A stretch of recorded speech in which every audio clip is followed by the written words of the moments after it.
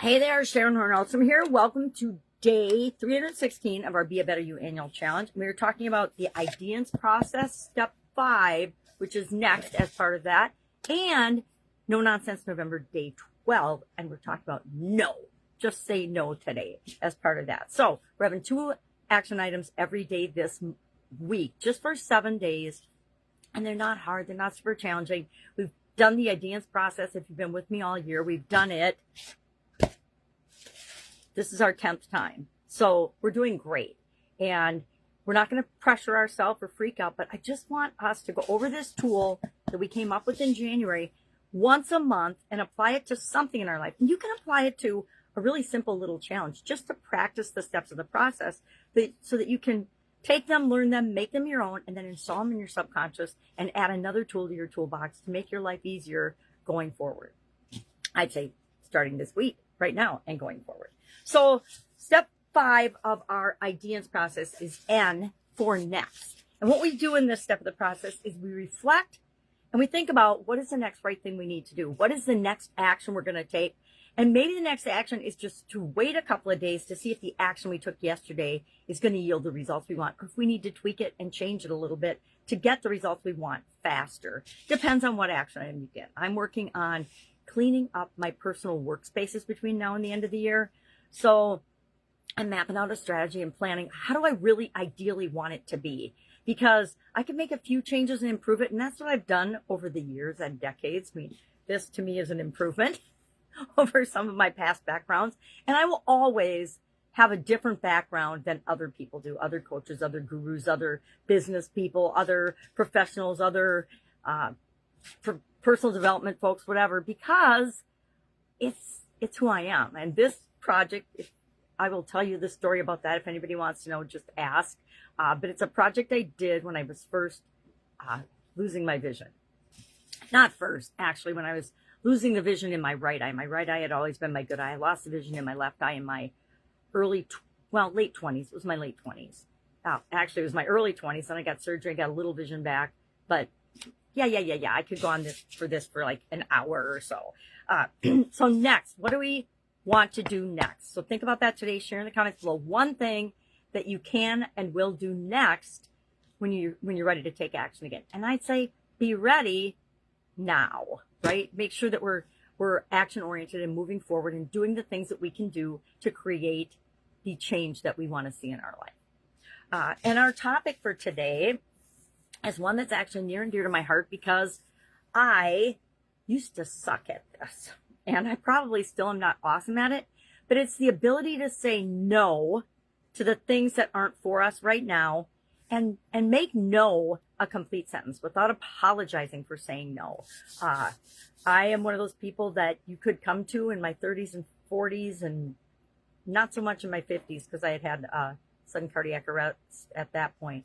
But you could come to me and you could ask me pretty much anything and I would find a way to make it happen and help you do it. And that basically just totally burnt me out. And there was a lot of other stuff going on too at the time. But I was one of those busy people, they say if you need something done, ask the busiest person you know because they'll find a way to get it done. And that's who I was. That was my identity back then. And it served me well to raise my kids and things. But after that, it didn't serve me very well. So remember, boundaries are built with no. Every yes that we say, everything we say yes to, we're committing our time, our energy, our resources to, because we only have so much time. Time is such a precious resource, and so much of it we squander. I can tell you so many stories about, I sat one day when I was working in my business instead of on my business because somebody had gotten sick, and filling in a routine task where it meant my brain could be going 100 miles an hour while my hands were going the speed of the process. And I added up all the time, I estimated all the time that I had spent in the last year feeling frustrated and expecting things to be different than they were. And it was such an eye-opening experience because all of that time and energy spent on a negative emotion that didn't get me what I wanted could have been used to set boundaries, to make the world a better place, to set guidelines, to create systems and automations that would have made the things that frustrated me easier. This is before AI and the internet and things, but it was still a very eye-opening experience. So we need to learn to guard our energy and guard our time and protect it and say yes to things that match our personal goals and priorities, but no to the things that people just ask us for and we want to be nice because we want to be liked and loved, and we say yes to it and overextend ourselves. Saying no to what's good makes room for the great opportunities that come by. Have you ever said yes to something and committed, and then all of a sudden something way better came along? I've done that before in jobs. I took a job that sounded good and then realized that the next thing that came along would have been awesome for me, but I had already said yes and committed to the one organization, so that's where I went. That's where I committed myself for the next, I think, 5 years, because I'd already said yes to that and committed to it. So instead of waiting a little longer and listening to my intuition, I went with the first thing that came along. And how often do we do that? Pretty often. At least I know I do. Sneak another drink of my tea. Our priorities are measured by where our time is actually spent. This is kind of an eye-opening exercise as well. If you pay attention to, and I do this exercise every once in a while, especially when I notice I'm drifting off of my usual path and trail of what I want to be doing, and I'm doing things to fill my time and energy. So if I catch myself, and I haven't done it for quite a while now, but I've caught myself not doing it, which is exciting too. Sometimes I will get into a phase where I'm watching things on television. I call it the idiot box, because it thinks for me, or it makes it so that I don't have to think. And every once in a while, I need that recharge of my batteries. I like to do it when I'm exercising, when I'm riding my exercise bike. I think that's a perfectly acceptable way to watch some no-mind stuff, unless there's something I'm working on and then I don't want to watch no-mind stuff. But things like that, if we pay attention to how much time are we doom scrolling, it's called on school. Never heard that term before. How much time are we spending scrolling mindlessly on the internet, getting our emotions played by every ridiculous post, a lot of them generated by bots and AI nowadays. You don't even know what's real and what's fake. That's to me what keeps me off of it now, because I'm like, I could be getting all upset by some fake bot or some fake story on a social media platform that is ridiculous, and I'm getting all worked up about it. Not going to do it. I'm going to choose not to participate. That's something I'm finding easier to say no to. So what are we going to do today?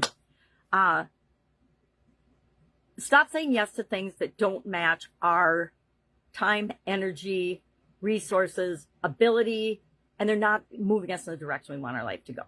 So how are we going to do that? We're going to identify today one thing, one commitment that we can say no to, that we may have said, okay, I'm going to do this. Maybe I'm going to help with this event. And we realize you just don't have the bandwidth with work and kids and all the things that you're trying to do.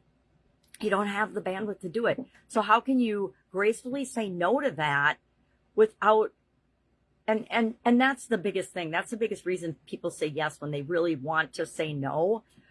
How can we protect our priorities by saying no? And remember, no is a complete sentence. Unless it's somebody you care very much about, you can just say no. I'm learning that on social media. People ask me for things all the time, and if it's appropriate, matches my priorities, opportunities and things, I will say yes.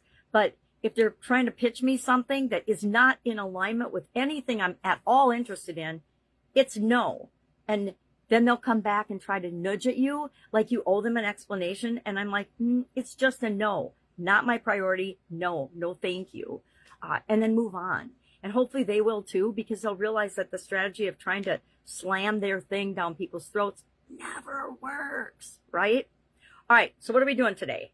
One commitment you might normally say yes to, say no to, and feel good about it, and then use that time on your own priorities.